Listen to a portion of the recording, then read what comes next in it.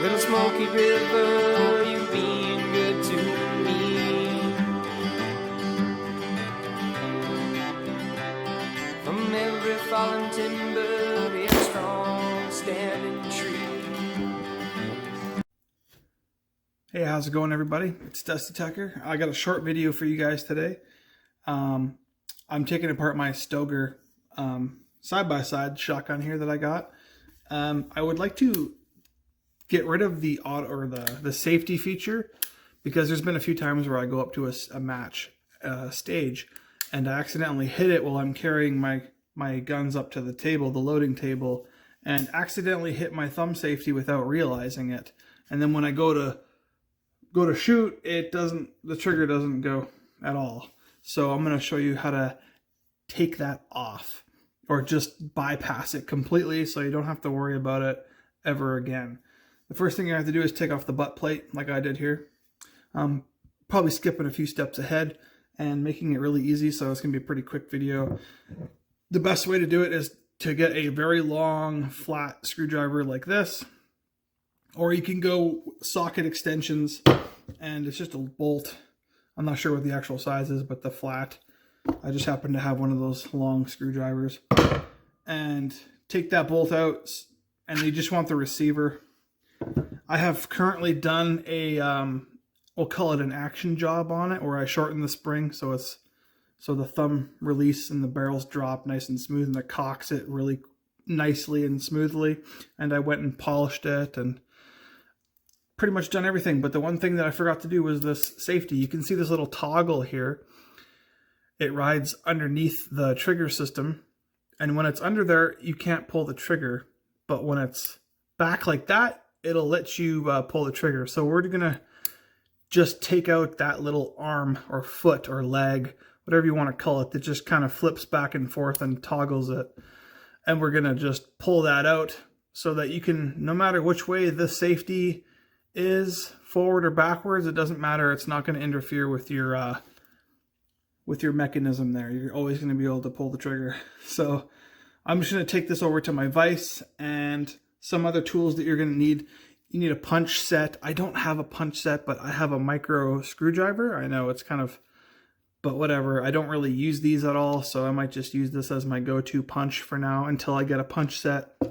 I don't have all the tools that are completely required to do this kind of work, but I will show you kind of how I do this. It's really simple. Okay, so we have it in the vise now, and I got a piece of leather on either side because you don't want to clamp straight onto the receiver. I don't want marring, completely unnecessary marring on my shotgun. You want to make sure it's in there nice and firm. Well, it's in there. If you haven't done it already, you could disassemble this spring and do the job on that. I don't have a video on that, unfortunately, because as soon as the shotgun hit my door, it was in my house and I already did the action job, and I never thought to even do a YouTube video on it, but there's a bunch of other YouTube videos already out there on how to do that. It's super easy. You just pull this spring pin mechanism out, cut 1 or 1.5 or all the way 2 coils of the spring, and then you reinstall it. It's very simple, and then it'll be a lot quicker to cock the hammers and smoother. So what we're after right now, let's see if I can do this. I don't have a tripod, so this might be a little difficult for me to do. So what we're after is this pin right there. If we pull that pin out, this little foot that activates underneath the trigger, making it unable to pull the trigger, that's what you want to do. You want to bypass that. So I'm just going to flick it to that position there, and I'm going to try to pop this guy out here, but I have to brace my camera a little bit better. Okay, I took it off my mount, off my bench vise, because I could not find a way to get the camera to operate without, using both hands. So I'm just going to go ahead and do this right on the bench. I did take the liberty of pushing it slightly past, just so I'd have an easier time doing it off the vise. So I'm just going to go ahead and give it some love taps. Flip it over, You can see that pin starting to come out on this side now. You might be able to get away with taking a pair of needle nose pliers and pulling it out. I'm just going to go ahead and give that a try. If I can find my pliers. Here we go. Let's see if we can take this out of there. I'm not too worried about scoring the inside of this thing because it's just the inside. Looks like it's not coming out very easily. I'm gonna have to continue giving it some taps on the other side. Let's give it a go here. Sorry if the camera's kind of not positioned properly. I need to invest in a better tripod.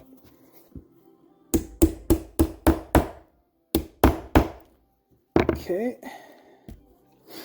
Must be out a little farther by now. Yep. Let's see if I can grab that with the pliers. That's out pretty far. There we go. She came right out. So I suggest, if you want to use the shotgun for hunting ever, keep that pin and put it in a little baggie and don't lose it. Because if you ever want to reinstall this sucker, you'll have a heck of a lot easier time with that piece. Okay, so now what we want to do is just remove this foot. It's really loose now. The pin was holding it in place. So we're just going to let it drop out and just kind of pull it out in the side and get rid of it completely. Put it in the baggie. I'll pick this up. So there we go. That's pretty much all there is to it. Now when you try to flip the safety, it's not going to do anything at all. It's just going to toggle inside the housing there, and it's not going to do anything at all. It won't let me even move it back and forth now for some reason. I think it's kind of caught on something in there.